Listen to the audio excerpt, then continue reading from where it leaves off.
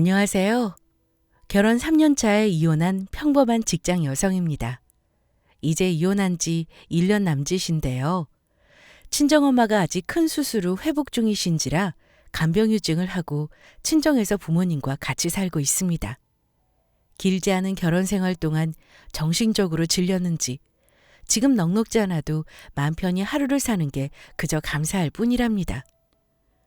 지금처럼 금리 상승기가 오기 전 코인이나 주식 호황 때 다들 벼락부자가 된 사람들 얘기 많이들 들어보셨죠? 제 사연이 벼락부자 된 사연이면 참 좋겠습니다마는 예상하다시피 저는 부부 사이에도 폭망하고 재정적으로도 폭망하고 이혼한 경우예요. 제 경험을 교훈 삼아 저와 비슷한 상황이신 분들 절대 감당하고 살지 마시라 말씀드리고 싶고 혹시 사연 듣는 분들 중 제 남편 같은 분이 있다면 제발 늦기 전에 정신 차리라고 말하고 싶네요. 세상에 쉽게 얻는 돈 절대 없습니다. 남편과 저는 33살 동갑내기입니다. 3년 전 결혼할 때 둘 다 직장 다니는 월급쟁이이니 목돈 만질 기회가 없는 데다 제 이름으로 전세자금 대출을 끼고 시작한 결혼이라 여유가 없어서 항상 돈돈거리며 살았습니다. 그러다 보니 당연히 아이 가지는 건 꿈도 못 꿨고요. 저는 몰랐는데 남자들은 기본적으로 한탕주의 경향이 좀 있는 것 같아요. 결혼 전에는 그걸 잘 모르는 경우가 있는데 보통 도박이나 주식에 빠지는 사람들은 그런 경우가 좀 많더라고요. 저도 제 남편이 그런 성향이 있을 거라고는 전혀 생각 못 했거든요. 성격이 순한 편은 아닌데 합리적이고 자기 손해보는 짓 안 하려 하는 성격이에요. 둘이 월급을 쪼개가며 모으면서 살 줄만 알았지 주식이나 코인 이런 거에 관심 가질 줄은 몰랐어요. 둘 다 금전적으로 많이 힘든 시기이기에 결혼하다 보니 결혼 후 금전 마련의 수단으로 2년 전부터 남편이 코인이란 걸 시작하였더라고요. 처음에는 용돈 개념으로 생각했고 남편도 엄청 열심히 주식 유튜브 같은 거 보면서 공부하는 게 나쁘지는 않다고 생각했었어요. 게다가 남편 회사 동료들 대부분이 코인이나 주식을 한다고 하더라고요. 안 하면 바보라면서요? 그러면서 한다는 말이 적은 돈으로 하는 것보다 수익률이 적더라고. 큰 돈으로 해야 더 큰 돈이 되는 것 같아. 몇백 가지고는 진짜 얼마 못 벌어. 진짜 한 2천만 있었으면 좋겠다. 당신 혹시 나 몰래 가지고 있는 여윳돈 없어? 이러길래 내가 돈이 어디 있어. 월급 받는 것도 모자라서 힘들어 죽겠는데 무슨 그런 소리를 해? 다른 사람 돈 번다고 당신도 돈 벌 것 같아? 그냥 욕심내지 말고 100만 원 정도로만 해. 이랬습니다. 저는 사실 주식이나 코인에 대해선 문외한입니다. 경제관념이 너무 없다고 욕하실 수도 있어요. 그냥 관심 자체가 없던 영역이어서 그런 걸로 돈을 번다는 것 자체가 저한테는 이해가 가지 않는 세계였습니다. 그때는 코인이 오를 때라 그런 건지 처음에는 남편도 돈을 좀 만졌나 보더라고요. 어느 날은 저한테 당신 돈 좀 없어? 나한테 주면 내가 한 달 만에 2배로 불려줄 텐데. 그러길래 10% 수익만 나도 대박이라는데 무슨 그런 게 있어? 난 싫어. 그만큼 수익이 난다는 건 반대로 그만큼 손해볼 수도 있다는 거 아니야? 그리고 그런 건 잃어도 되는 돈으로 하는 거지 있는 돈 없는 돈 다 끌어모아서 투자하는 건 난 반대야. 당신 혹시 빚내서 한다거나 그러면 절대 안 되는 거 알지? 난 그런 건 용납 못해. 하고 말했습니다. 그런데 남편은 집에 오면 거의 폰만 보고 무슨 코인 카페 가입해서 그 사람들이랑 얘기하고 단톡방 만들고 이러더라고요. 저는 재미로 적당히 하라고 몇 번 얘기도 하고 비트코인에 대한 안 좋은 뉴스도 몇 번 보내줬는데 돈 버는 재미가 들렸는지 계속 하더라고요. 남편은 내 주위에 빚내서 하는 사람들 많아. 그런 사람들 빚 갚고도 몇 배는 벌었다. 나만 맨날 코딱지 같은 돈으로 하려니까 이 모양이지. 당신처럼 가난한 마인드로 하면 돈 평생 못 벌어. 이러는 겁니다. 그러면서 매일 전화통을 붙들고 사는 것도 모자라 집에 오면 코인을 같이 하는 직장 동료들이랑 전화통화 1시간이 넘게 하는 일이 많았습니다. 그래서 보다 못해 제가 한마디 했습니다. 코인 투자하는 거를 친구랑 1시간씩 통화하면서까지 파고드냐? 적당히 해라. 그랬더니 표정이 차갑게 변하면서 당신 말하는 투도 그렇고 표정도 그렇고 내가 그렇게 한심해? 이러길래 한심하다는 게 아니라 당신이 투자에 대해 알면 얼마나 안다고 그래? 내가 취미로 하라니까 둘이 똑같이 뭘 그렇게 코인 투자에 뛰어들어서 집중을 하냐는 거야. 내 친구도 취미고 나도 취미야. 취미 맞는 사람들끼리 얘기하면서 의견 나누는 거지. 내가 할 일을 안 하는 사람도 아닌데 뭘 그렇게 기분 나쁘게 해? 이러길래 저도 그동안 쌓인 거 말해줬습니다. 내가 분명 취미로 적당해라고 했지? 당신 그거 카페까지 가입하고 단톡방 만들어서 집에 있어도 핸드폰만 보고 그게 네 업도 아니고 네가 네 입으로 취미로 한다고 해놓고 하루 종일 신경을 거기로 가 있잖아. 그게 정상이야? 내가 뉴스 보여주면서 좋게 말했지? 이제 그만 빼라고. 주식이랑 똑같은 거라고. 너 뉴스 제대로 보긴 봐? 지금 완전히 코인에 대해 인식 안 좋아. 이랬더니 너는 잘 알지도 못하면 그냥 말을 하지 마. 네가 뭘 알아? 경제 개념도 없는 게. 남편과 코인 얘기만 하면 싸움이 되었고 저는 만사를 제쳐두고 거기에 매달리는 남편이 이해가 가지 않았습니다. 그때 알아챘어야 하는데 바보같이 저는 하지 말라는 말만 했을 뿐 남편 뒤를 캐보지 않았었어요. 이쯤에서 다 눈치채셨겠죠? 저희 남편이라고 다르지 않았습니다. 주위에선 코인으로 돈 벌었다는 소리가 들리고 자기는 돈이 없으니 투자할 돈은 없고 마음은 급하고 자기만 돈 못 버는 것 같고 어찌했을까요? 당연히 저 몰래 대출받고 돈을 여기저기 끌어다 쓴 거죠. 처음에는 큰 돈으로 하면서 수익이 많이 나는데 저한테 이러는 겁니다. 거봐, 내가 뭘 했어. 당신은 돈 버는 재주는 없어. 앞으로 돈 버는 거는 나한테 맡기는 게 어때? 이러길래 뭐 몇백 벌었나 보다 했어요. 그런데 얼마 벌었는지는 또 절대 말을 안 해주더라고요. 그러면서 우리 차 바꿀 거야. 나도 드디어 외제차 좀 타보려나? 하면서 들떠있길래 정신 차려. 얼마 벌었어 당신? 왜 나한테 말 안 해? 일단 벌었으면 팔아. 현금화 해야 우리 돈 되는 거지. 안 그럼 소용없어. 그리고 차는 무슨 차야? 그럴 돈 있으면 사치 부리지 말고 대출이나 갚고 집 사자. 그랬습니다. 코인이든 주식이든 계속 수익만 주는 게 아닌데 남편은 그때 수익을 본 게 영원할 줄 알았나 봐요. 제가 그렇게 말렸는데도 야, 내 돈으로 사는 건데 네가 왜 이래라 저래라 해. 내가 번 거고 잃어도 내가 잃는 거니까 당신은 내가 내 돈으로 뭘 하든 상관하지 마. 이러는 겁니다. 돈 벌었다고 큰소리 치는 거면 다행이긴 한데 말하는 게 너무 서운하기도 하고 저한테 금전적인 부분 정확히 오픈 안 하는 게 너무 불안했습니다. 저희는 월급 관리를 각자 하면서 공동 생활비로 나머지 부분을 해결했기 때문에 더 불안했어요. 어느 한 명이 재정 관리를 도맡아 하고 싶어도 남편에게 맡기자니 불안하고 저한테 맡기라도 하면 남편이 거부하니 어쩔 수 없이 각자 관리하고 있었죠. 남편은 제 허락 없이 차도 바꾸고 자기가 하고 싶은 거 다 하는 것 같더라고요. 돈 번다고 저한테 용돈 주거나 선물 하나 사준 거 없습니다.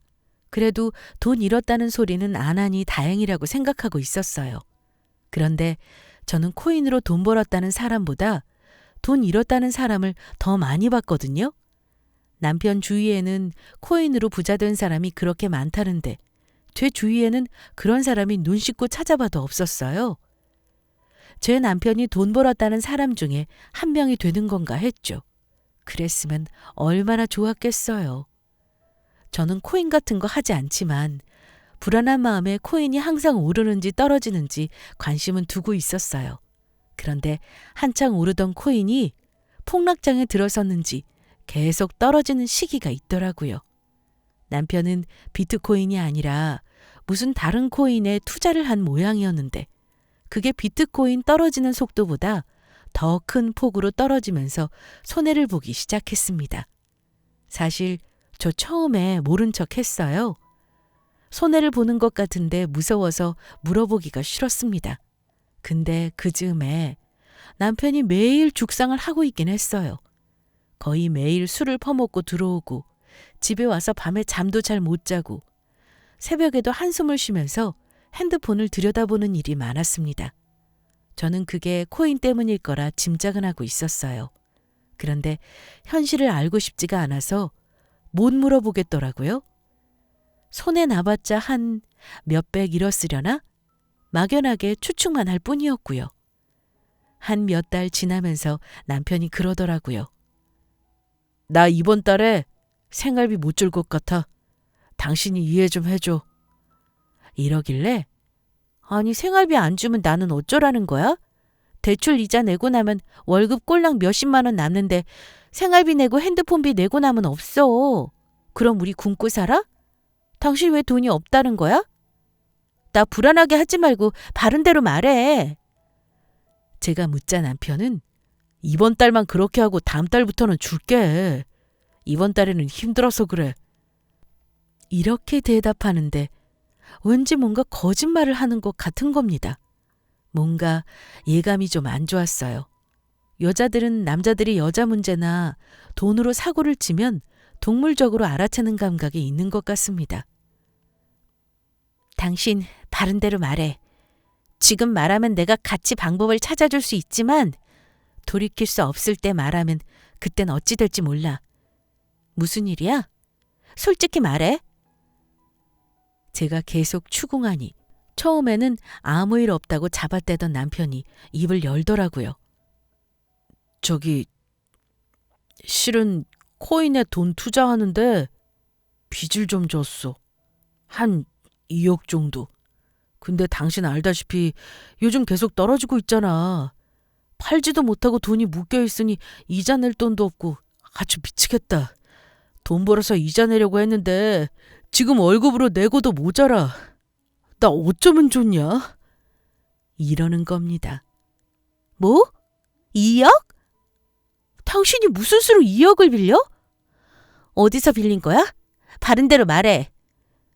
기껏해야 몇 천인 줄 알았는데 2억이라니요. 남편은 여기저기서 좀 빌렸어. 돈을 돈으로 메꾸고 하다 보니까 이렇게 불어나더라고. 여보 미안하다. 그럼 어쩔 건데? 그 돈 안 갚으면 우리 집 보증금도 내놔야 하는 거 아니냐고. 나한테 말도 없이 업점 이럴 수가 있어? 이번 달에 당장 내야 할 돈이 얼마야? 제가 난리를 쳤더니 매달 갚아야 하는 돈이 290이랍니다. 290이면 제 월급보다 많은 돈이었습니다. 뒤통수를 맞아도 이렇게 맞을 수가 있는지 화가 나는 건 둘째치고 당장 어찌 살아야 할지 그것부터 대책을 마련해야 했습니다. 남편은 혼자 끙끙 앓다가 저한테 털어놓으니 본인은 후련했나 봐요. 미안하다는 말만 하면 땡인 줄 아는지 이제부터 배달 일을 투잡으로 하겠다네요. 그래서 어떻게든 메꾸겠다면서요. 저는 따로 모아둔 돈도 없었기에 매달 그 돈을 감당 못할 것 같았습니다. 그런데 남편의 빚을 알게 된 후로 며칠을 머리를 싸매고 있을 때 집으로 이상한 사람들이 찾아왔습니다.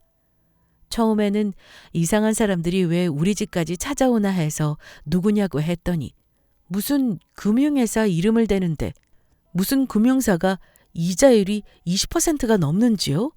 알고 보니 사채업자였습니다.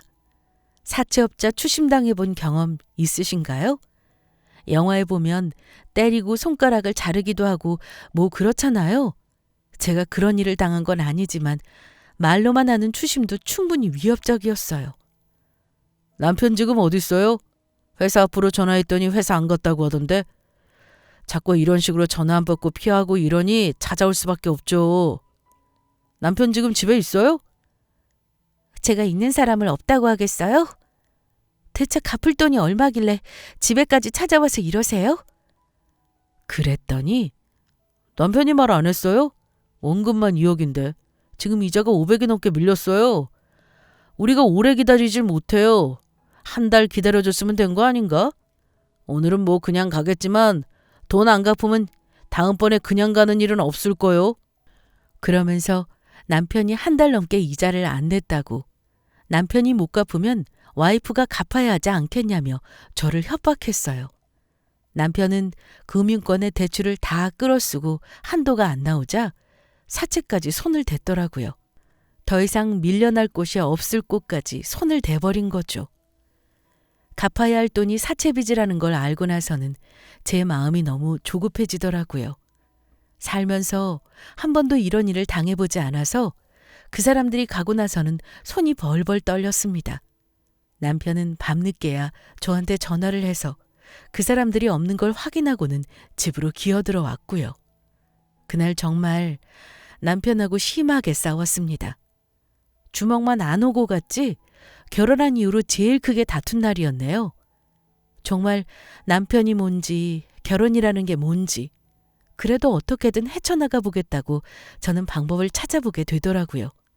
일단은 살 궁리를 해야 하는지라 남편에게는 개인 회생이나 워크아웃을 알아보라고 하고 저는 어쩔 수 없이 친정엄마에게 부탁을 했습니다. 시댁은 제가 돈 얘기를 할 수 있을 상황이 아닙니다. 시부모님 두 분 다 남편이 고등학교 때 이혼하셨고 결혼할 때 혼주석에만 앉으셨지 왕래가 별로 없습니다. 잘 살지도 못하거니와 막내 아들인 저희 남편은 거의 방치된 채로 성인이 된 사람이라 부모한테 정이 없어요. 아마 제가 이런 상황을 얘기해봤자 도움은커녕 오히려 연 끈차고 나오실 분들이었기에 기대도 안 했습니다. 저희 친정집은 시골에 부모님이 사는 집 하나 있으시고 넉넉하지는 않지만 아직 농사일을 하십니다. 축사를 하시면서 소도 30마리 키우시고 계셨고 시골에 물려받을 땅이 좀 있으신 데다 현금도 노후를 위해 갖고 계셨어요. 엄마 아빠도 힘들게 사시는데 결혼까지 한 자식이 부모에게 보탬은 못 될 망정 도움을 받으려고 그런 말을 해야 하는 심정이 아실라나 모르겠네요. 정말 입이 안 떨어져서 혼났습니다. 엄마, 저기 이서방이 사채빚을 썼대요. 나 어쩌면 좋아? 깡패 같은 사람들이 집까지 찾아와서 협박하는데 엄마 나 무서워서 죽는 줄 알았어. 그게 갑자기 무슨 소리니? 이서방이 사채빚을 썼다니. 대체 그게 얼마인데 그래? 너 사채 이자가 얼마나 무서운 줄 알아? 이서방은 뭘 했길래 겁도 없이 사채를 끌어다 쓴 거라니? 저는 놀란 엄마에게 자초지정을 설명했습니다. 그때는 참았던 눈물이 쏟아지더라고요. 빚이라는 게 얼마나 무서운지 단 몇 달 만에 사람을 이렇듯 구석으로 몰아넣을 수 있는 걸까요? 제 말을 들은 엄마는 일단 사람이 살아야 하지 않겠니?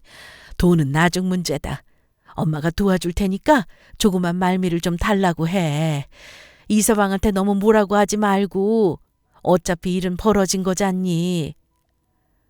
그 후 몇 개월을 저랑 남편은 사채 이자 빚을 갚느라 정말 피땀을 흘렸습니다. 저는 그 사람들이 집으로 또 찾아오는 게 너무 싫었어요. 남편과 퇴근 후에 새벽까지 다들 아시는 그 새벽 배송 일을 했습니다. 일주일에 4, 5일을 그렇게 하다 보니 몸이 너무 망가지더라고요. 몇 달 더 하다가는 정말 건강이 나빠질 것 같았어요. 정신적으로 육체적으로 너무 피폐해지는 건 물론 내 잘못도 아닌 걸로 왜 이렇게 살아야 하나 너무 억울한 생각에 남편과도 자주 다퉜습니다. 빚만 생각하면 가슴이 답답하고 우라가 치밀어 올랐어요. 그때쯤에 친정엄마가 저와 남편을 시골로 좀 내려오라고 하셨습니다. 엄마는 저와 남편에게 통장을 건네시면서 엄마가 갖고 있던 땅 그거 팔았다. 나중에 죽으면 어차피 너랑 네 동생한테 나눠줄 건데 좀 일찍 팔았다고 생각하지 뭐. 일단 급한 불은 꺼야 니들 부부도 살지 않겠니? 직장 다니면서 배달 일까지 하고 몸이 얼마나 축나니. 이서방, 자네만 보면 이 돈 빌려주고 싶지 않지만 내 딸 생각해서 주는 거네. 잘 살겠다고 결혼해서는 왜 그리 내 딸 마음고생 몸고생을 시키나. 이게 처음이자 마지막으로 도와주는 거라 생각하게. 내 땅 판 거 나중에 자네 처남 결혼시킬 때 보태줘야 하니까 여유 생기면 조금씩 갚도록 하고. 공짜로 주는 거 아니네. 알겠나? 엄마는 노후를 위해 안 팔고 아끼셨던 시골 땅 중에 5,000평을 팔아 2억이 조금 넘게 마련해 주셨습니다. 시골 땅이라 비싼 값을 받을 수도 없는 데다가 급하게 팔으신 바람에 실은 시세보다 많이 싸게 파셨다고 했어요. 제가 고생하는 걸 너무 안타까워하셔서 급하게 파셨다는 말을 듣고 너무 죄송스럽고 미안하고 그랬습니다. 근데 또 엄마가 도와주셔서 그 빚독촉에서 벗어난다는 생각하니 홀가분한 마음이 들기도 했어요. 사람 마음이 참 간사하죠? 부모한테 이렇게 받기만 하는데 고마운 마음도 들지만 이제 살았다는 생각이 먼저 드니 말입니다. 남편은 장모님 정말 감사합니다. 제가 살면서 꼭 갚아나갈게요. 다시는 주식이고 코인이고 절대로 손 안 대겠습니다. 감사합니다. 이러면서 절까지 하면서 고마워했고 엄마는 자네 다시 한번 또 그런데 손대서 말아먹으면 그때는 정말 못 도와주네. 내가 있는 형편에 도와준 것도 아니고 우리 집 사정이야 자네도 잘 알지 않은가. 우리 현미 결혼할 때 많이 못 도와준 거 그거 이번에 도와줬다고 생각할 테니 자네 명심하게. 다시는 그런 거에 손대지 마. 남편은 다시는 빚내서 투자하는 일 없을 거라면서 통장을 두 손으로 잡으려 하더라고요. 그런데 그때 옆에 있던 제 남동생이 통장을 집어서 저에게 주며 그러더군요. 누나, 매형 빚 갚더라도 누나가 직접 사채업자들한테 이체해줘. 매형 주지 말고. 중간에 돈 거치면 또 무슨 일 생길지도 몰라. 제 동생이 이렇게 말하니 처남, 무슨 말을 그렇게 해. 내가 중간에서 이 돈으로 딴짓이라도 할까봐 그래? 받자마자 바로 빚부터 갚을 거야. 남편은 동생에게 기분이 나쁜 듯 이렇게 맞받아 쳤습니다. 저는 제 동생 말이 맞다고 생각했어요. 빚은 남편이 졌지만 그거 갚아주는 건 우리 엄마니 일단 제가 그 돈을 갖고 있다가 빚을 바로 갚는 게 맞다고요. 그리고 솔직히 남편이 그 돈을 며칠 더 갖고 있다가 딴 생각을 할 것 같아 불안했습니다. 돈 문제는 앞으로 남편을 믿지 못하겠다는 마음이 컸어요. 그런데 제 동생은 한마디를 더 하더군요. 누나, 매형, 이거 엄마가 그냥 주는 돈 아닌 거 알죠? 지금 분명히 매형도 갚을 거라고 했고요. 그러자 남편이 자신 있게 대답했습니다. 당연하지 처남. 아무리 부모 자식 간이라도 빌린 돈은 갚는 거라는 건 나도 알아. 힘들 때 이렇게 도와주셨는데 내가 그걸 모른 척 하겠나? 당연히 갚아야지. 나 그렇게 몰상식한 사람 아니야. 매형, 그럼 차용증 하나 쓰시죠? 차용증 없어도 갚을 결심이시면 그깟 종이 한 장 쓰는 거 어렵지 않잖아요? 제가 일하면서 별의별 놈을 다 보고 온갖 사건을 봐서 그런지 아무리 가족 간이라도 이런 건 확실히 해두는 게 좋을 것 같아서 그래요. 매형, 써줄 거죠? 이러는데 남편은 잠시 고민하는 듯 하더군요.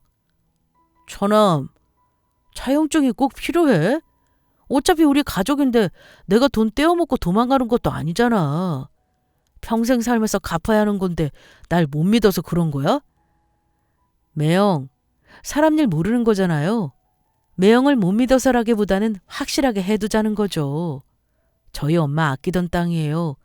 그거 팔아서 빚 갚는 데 쓰라고 주는 거 아무리 부모 자식 간이라도 힘든 거예요.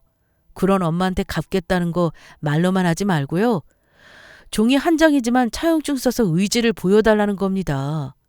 매형, 그게 어려운 일이에요? 지금 사채빚 2억을 갚아준다는데? 제 동생 말을 들은 남편은 그래 처남, 내가 안 갚을 것도 아닌데 그깟 차용증이 뭔데 쓰겠어. 쓸게. 이러면서 그저 고맙다고 얼른 갚겠다고 하며 신나게 차용증에 서명을 했습니다. 제 동생은 부모님이 사시는 지방의 7급 공무원입니다. 혹시나 제 동생에게 피해가 갈까봐 지역 이름은 말하지 못하는 점 이해해 주세요. 경력이 10년이 넘게 일하면서 경험상 이런 건 가족 간에도 확실하게 해두는 게 나중에 탈이 없다며 차용증을 요구했고 상한 계획과 빌린 금액들을 자세히 작성해 공증까지 받아 놓았습니다. 물론 남편이 전부 동의한 사항입니다. 어쨌든 엄마의 도움으로 급한 사채 빚은 해결할 수 있었고 나머지 자잘한 빚들은 남편이 해결하기로 하고 저는 한숨을 돌리게 되었습니다.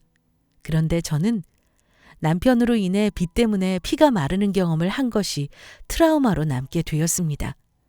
남편이 생활비를 주기 시작했지만 항상 불안했어요. 혹시 저 몰래 딴짓을 할까 봐서요. 유심히 봤는데 남편은 퇴근하면 항상 핸드폰에 얼굴을 파묻고 있었고 제가 뭐 하냐면서 보려고 하면 황급하게 끄곤 했습니다. 그럴 때마다 제가 불안해서 남편을 다그치면 남편은 아니라고 부인하고 이런 일이 반복되었습니다. 몇 달간 지켜보니 남편은 절박할 때는 그렇게 나한테 절절매더니 지금은 그때 일을 다 잊어버린 듯 생활하고 있었습니다. 한 번 생긴 불씨는 쉽게 없어지는 게 참 어렵더라고요. 이 사람과 이런 식으로 결혼 생활을 유지할 수 있을까를 고민하던 차에 정말 큰 사건이 하나 생겼습니다. 일하고 있는 도중에 동생한테 연락이 왔는데 상황이 좀 급박했습니다. 누나 큰일이다. 오늘 엄마가 밭에서 일하시다가 쓰러지셨어. 다행히 아버지가 일찍 발견하셔서 119 불러서 큰 병원으로 왔는데 아직 의식이 없으셔. 누나 내려올 수 있어? 자세한 건 검사를 해봐야 한대. 너무 놀라지 말고. 일단 지금은 안정된 상태니까 누나 얼른 내려와야겠어. 동생의 전화를 받고 너무 놀랐습니다. 갑자기 엄마가 쓰러지시다니요. 아직 60대 중반으로 젊으신 데다 다른 지병도 없으신 분이 갑자기 쓰러졌다는 소식에 저는 만사를 제쳐두고 남편과 일단 친정으로 내려갔습니다. 엄마 상태는 생각보다 좋지 않았습니다. 의사와 만나 설명을 들어보니 검사 결과 지주막하 출혈로 수술이 당장 급한 상황이라고 하더군요. 사진으로 봐서 개두술이 불가피하다고 하셔서 바로 그날 응급수술에 들어갔습니다. 대학병원이라 수술이 가능해 천만다행이었죠. 하지만 수술을 하다가 위험해질 수도 있고 수술 후에도 일상생활이 가능할지는 장담을 못한다며 의사는 무서운 소리만 했습니다. 환자를 안심시켜주는 게 아니라 일어날 수 있는 가장 최악의 상황만을 가정에 설명해 주더군요. 이렇게 준비 없이 엄마를 떠나보낼 수도 있다는 생각이 드니 너무 황망하고 무서웠습니다.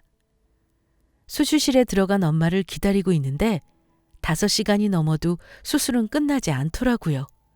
너무 걱정돼서 울기만 하고 있는데 그때 남편이 저에게 이러더군요.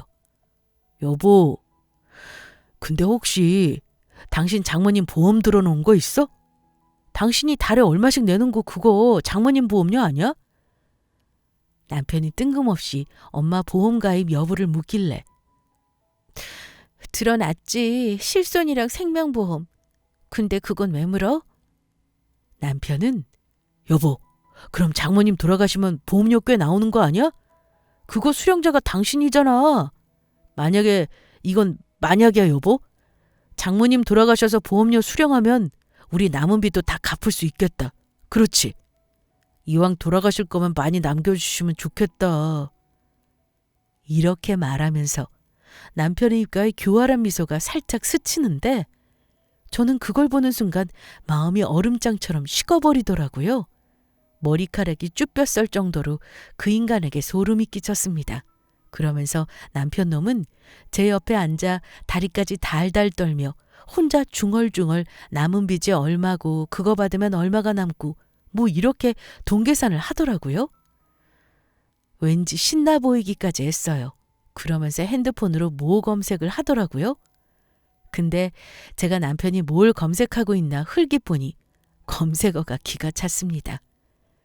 뇌출혈 사망률, 뇌출혈 살 확률, 지주막하 출혈 수술 후 사망, 뭐 이딴 걸 검색하고 앉아있더라고요.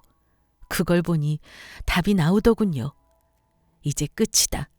이 인간은 나와 내 가족을 돈으로 보는구나 싶고 그동안 그래도 마누라랍시고 남편이 코인 투자다가 빚진 거 갚겠다면서 투자까지 뛴 제 자신이 멍청하게 느껴졌습니다. 혼자 알아서라고 했어야 하는데 제가 왜 그거 해결하겠다고 이리 뛰고 저리 뛰고 했는지 말입니다. 너 미쳤냐? 너는 우리 엄마가 죽었으면 좋겠다는 거네? 너 같은 거 남편이라고 내가 감싼 거 생각하니까 내가 내 머리 치고 싶다. 네가 이럴 수 있어? 지금 우리 엄마 보험을 받아서 빚 갚을 생각하는 네가 정상이냐고. 너는 인간도 아니야. 야, 내가 언제 네 엄마 죽었으면 좋겠대. 그냥 그렇다는 거야. 사람이 만약의 경우도 대비해야 하는 거잖아. 너도 그래서 니네 엄마 보험 들어놓은 거 아니야? 정말 기가 찬다. 너 그냥 지금 집에 가라. 여기 있을 필요 없어. 그리고 나중에 얘기하자. 나 너랑은 더 이상 못 살 것 같아. 더는 이런 개쓰레기 같은 인간과 살 수 없겠더군요. 그때 확실히 이혼해야겠다 마음을 먹게 되었습니다. 남편은 날름 알겠다고 하더니 바로 올라갔고요. 엄마는 10시간이 넘는 수술 끝에 중환자실로 옮겨졌고 그 후 며칠간 사경을 헤매셨습니다. 저는 일단 남동생과 교대로 엄마를 돌보기 위해 일단 집으로 올라갔습니다. 그리고 퇴근해온 남편에게 말했죠. 우리 이혼하자. 나 더 이상은 당신이랑 못 살겠어. 돈 때문에 마음고생한 거 생각하면 지긋지긋하고 당신이 우리 엄마 쓰러졌을 때 나한테 한 얘기 솔직히 소름 돋아. 제가 먼저 이혼 얘기를 꺼냈습니다. 저는 남편이 펄펄 뛸 거라 예상했는데 남편이 예상외로 이러더군요. 그래? 당신이 원하는 게 이혼이야? 좋아. 나도 맨날 당신 죽상하고 있는 거 보기 싫고 이렇게 사는 거 이제 지겹다. 당신 원하는 대로 해. 내가 도장 찍어줄게. 남편은 제가 이혼을 원하면 깨끗하게 합의 이혼해주겠다고 하더군요. 그러면서 자기가 장모님한테 빌린 돈은 당장은 돈이 없어 갚기가 어렵다고 하며 이혼하더라도 꼭 갚겠다고 했습니다. 안 갚겠다는 소리는 안 하니 다행이라 생각했지만 다 갚으리란 기대는 솔직히 하지 않았습니다. 막상 이혼 요구에 순순히 합의해준다는 남편을 보니 묘하게 배신감도 들고 기분이 이상하게 나쁘더라고요. 하지만 제가 원하는 게 일단 이혼이기 때문에 남편이 이혼해준다고 할 때 얼른 추진해야겠다고 결심을 했습니다. 그리고 집 전세를 정리하는 문제며 얼마 있지도 않은 현금 재산을 어찌 나눌 것인지 고민을 했습니다. 그리고 여러 가지 이혼 서류를 준비하느라 며칠 바빴습니다. 이틀 정도 후 엄마를 보러 집으로 내려갔는데 너무나 다행스럽게도 엄마가 제가 있을 때 의식을 회복하셨습니다. 의식은 회복하셨지만 회복하려면 아직 시간이 더 필요한 상황이었죠. 다행히 몸 어디에도 마비된 증상이 없어 회복 후에는 정상 생활이 가능할 수 있다고 하더라고요. 밤낮으로 병상을 지킨 동생에게 너무 고맙더라고요. 제가 교대한다고 하긴 했지만 아빠도 축사를 그냥 놔둘 수 없어 병원에 있을 상황이 못 되었는데 동생이 너무 고생을 많이 했거든요. 병상에 누워있는 엄마에게는 말하지 못하고 일단 동생에게 먼저 이혼하겠다는 말을 했습니다. 그런데 제 말을 들은 동생이 이러는 겁니다. 누나, 지난번에 매형 사채비 갚아주면서 차용증 쓴 거 기억하지? 그거 그냥 종이 쪼가리 아니야. 누나 이혼하더라도 다 받아낼 수 있어. 근데 누나 왜 합의 이혼하려는 거야? 잘못은 매형이 했는데 순순히 그냥 둘이 갈라서고 끝내려고? 그럼 매형만 좋은 거잖아. 그리고 돈 없다고 배째면 어떻게 하냐는 거야. 여기 이거 받아봐. 내가 아는 변호사 사무실이거든. 여기 찾아가서 상담 좀 받아봐. 이혼하더라도 누나만 이렇게 상처받고 끝낼 순 없잖아. 어? 동생은 제게 변호사 사무실 명함을 건네주며 상담을 받아보라고 하더라고요. 생각해보니 동생의 말도 맞았습니다. 이대로 합의 이혼해주면 남편만 좋은 거죠. 돈 빌린 거 솔직히 배째면 그만이잖아요. 차용증 쓴 걸로 압류할 수 있다지만 이혼하는 건 또 다른 문제였고요. 변호사 상담을 받으니 동생 말이 맞더라고요. 차용증 내용대로 남편이 돈 안 갚으면 계좌 압류가 가능하다고요. 그리고 이혼 소송도 진행하면 위자료까지 받아낼 수 있다는 말에 저는 합의 이혼 말고 이혼 소송을 하기로 마음을 바꿔먹었습니다. 그리고 이후 너무 바빴습니다. 엄마 간병 때문에 직장이 급하게 간병휴직을 신청했고 집에서 제 짐을 빼서 일단 친정으로 보냈습니다. 그리고 집주인에게 말해 집을 빼달라고 했고요. 남편이 묻더라고요. 이혼해달라며. 나는 도장만 찍으면 되는 거야? 이러길래 당신 우리 엄마한테 빌려간 돈 2억 당장 갚을 수 있니? 이혼하고 나면 당신한테 받기 힘들 것 같아서 그러는데 그냥 한 번에 갚았으면 좋겠어. 하고 물었죠. 예상대로 펄쩍 뛰더군요. 그 큰 돈을 갑자기 어떻게 갚으라는 거야? 지금은 돈 없어. 사채 빚은 해결됐지만 다른 빚도 많은 거 당신도 잘 알잖아. 그거 싫어서 이혼하자는 거 아니야? 이혼해 준다니까? 저는 남편의 대답을 듣고 제 뜻을 말해줬습니다. 아니, 나 이혼 소송할 거야.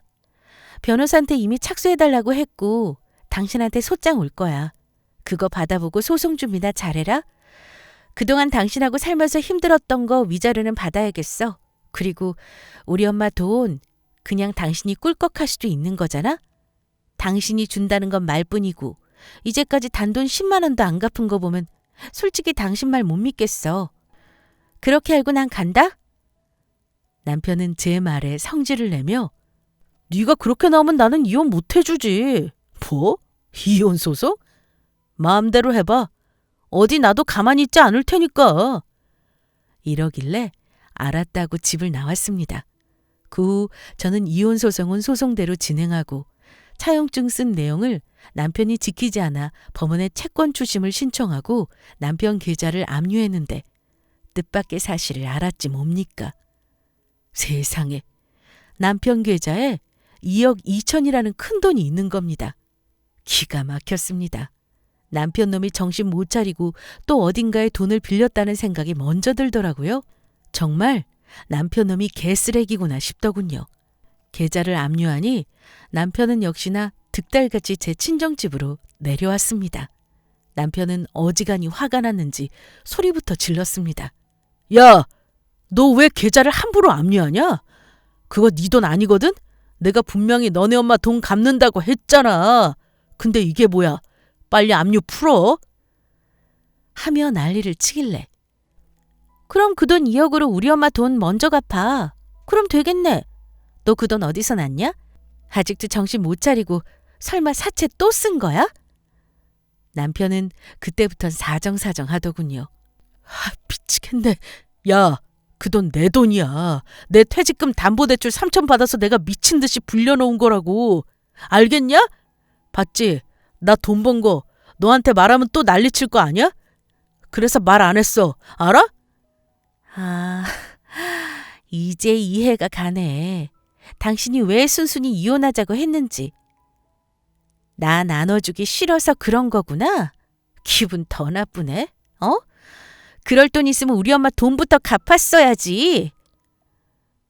제가 소리를 지르자 남편 놈은 제발 부탁이다. 그 돈 진짜 내 마지막 투자금이야. 더 이상 대출 나올 것도 없고 내가 다는 못 갚아도 당신한테 위자료로 2천 정도는 줄게. 제발 압류 좀 풀어줘. 하면서 저한테 싹싹 빌더라고요. 악어의 눈물까지 보이면서 말입니다.